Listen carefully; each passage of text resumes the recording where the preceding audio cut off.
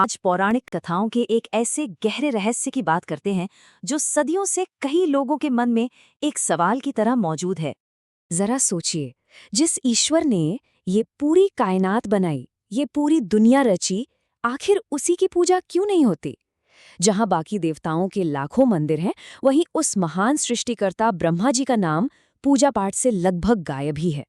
तो ऐसा हुआ क्यों? और इस सवाल का जवाब हमें मिलता है ब्रह्मांड की एकदम शुरुआत में। देखिए, हमारे शास्त्रों के अनुसार ब्रह्मांड का संतुलन 3 महाशक्तियों पर टिका है। एक शक्ति है जो निर्माण करती है, वो है ब्रह्मा। दूसरी शक्ति है जो पालन पोषण करती है, वो है विष्णु। और तीसरी शक्ति है जो संहार करती है ताकि नया निर्माण हो सके, वो है शिव। और इन तीनों के संतुलन पर ही ये पूरी सृष्टि टिकी है। तो सवाल उठता है, अगर ब्रह्मा इतने ही महत्वपूर्ण थे तो फिर उनकी पूजा क्यों रोक दी गई? क्या उनसे कोई गलती हुई? जी नहीं, वजह कोई गलती नहीं थी।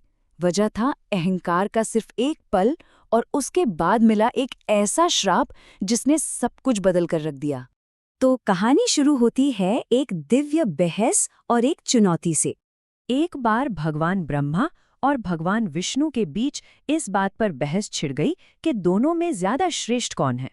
और तभी जब उनकी बहस चल ही रही थी, उनके सामने एक विशाल, एक भव्य और अंतहीन प्रकाश का स्तंभ प्रकट हुआ।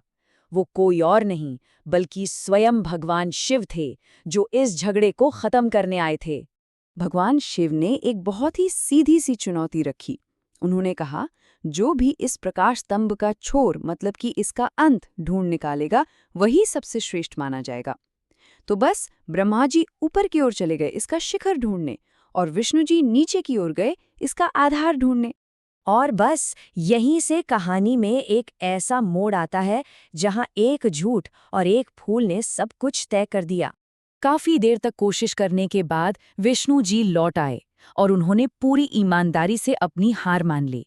उन्होंने कहा, प्रभु, इस स्तंभ का कोई अंत नहीं है, ये तो अनंत है। लेकिन जब ब्रह्मा जी लौटे तो उन्होंने एक चौंकाने वाला दावा किया। उन्होंने कहा, मैंने स्तंभ का अंत ढूंढ लिया है। ये सरासर एक झूठ का। अब अपने इस झूठ को सच साबित करने के लिए ब्रह्मा जी अकेले नहीं आए थे। वो अपने साथ एक गवाह भी लाए थे, एक केतकी का फूल। उन्होंने कहा कि ये फूल उन्हें स्तंभ के सबसे ऊपरी हिस्से पर मिला था, और उस फूल ने भी ब्रह्मा जी की झूठी कहानी में उनका साथ दिया। लेकिन सच भला कब तक छिप सकता है? जब भगवान शिव को इस धोखे का पता चला तो उनका क्रोध भड़क उठा, और उसी क्रोध में उन्होंने वो विनाशकारी श्राप दिया। उन्होंने ब्रह्मा जी से कहा, अपने अहंकार और इस झूठ की वजह से आज से पृथ्वी पर तुम्हारी पूजा कभी नहीं होगी। और सजा सिर्फ ब्रह्मा जी को ही नहीं मिली, उस केतकी के फूल को भी झूठी गवाही देने की सजा मिली। उसे श्राप दिया गया कि वो कभी भी किसी भी पूजा में इस्तेमाल नहीं किया जाएगा। लेकिन हर कहानी में एक लेकिन होता है ना? इस इतने बड़े श्राप के बावजूद दुनिया में एक जगह ऐसी है जहां आज भी ब्रह्मा जी की पूजा होती है। ये है राजस्थान के पुष्कर में स्थित ब्रह्मा जी का मंदिर। पूरी दुनिया में ये उनका इकलौता प्रसिद्ध मंदिर माना जाता है जहां ये श्राप लागू नहीं होता। तो इस पूरी कहानी का, इस श्राप का आखिर मतलब क्या है? इससे हमें क्या सीख मिलती है? देखिए, ये कहानी हमें 2 तरह के कामों के बीच का फर्क समझाती है।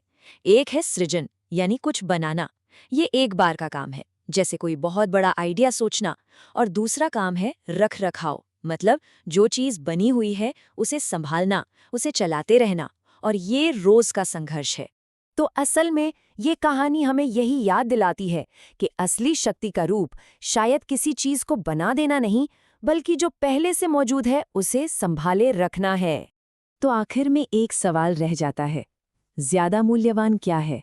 किसी नई चीज को शुरू करने की वो एक चिंगारी, या फिर जो पहले से मौजूद है उसे बनाए रखने की ताकत?